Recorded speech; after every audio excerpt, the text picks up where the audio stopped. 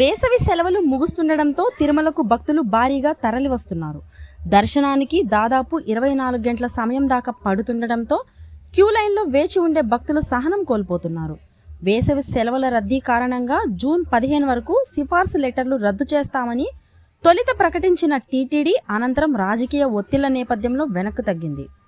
Telangana, AP political సిఫార్సు లెటర్ల పెద్ద సంఖ్యలో వస్తుండడంతో వీఐపీ బ్రేక్ దర్శనాల సంఖ్య భారీగా పెంచాల్సి వచ్చింది.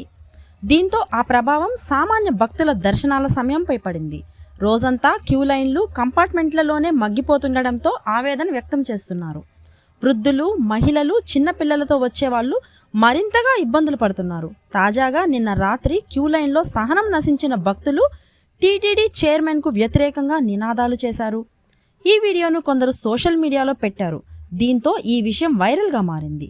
భక్తులు ఆగ్రహం వ్యక్తం చేస్తున్న నేపథ్యంలో అధికారులు దిద్దుబాటు చర్యలు చేపట్టారు. ఈరోజు క్యూ లైన్లను టీటీడీ అదనపు ఈవో వెంకయ్య చౌదరి పరిశీలించారు. జూలైలో భక్తులకు ఎప్పటికప్పుడు పాలు, మజ్జిగ, కాఫీ, అన్నప్రసాదాలు అందజేస్తున్నట్లు తెలిపారు.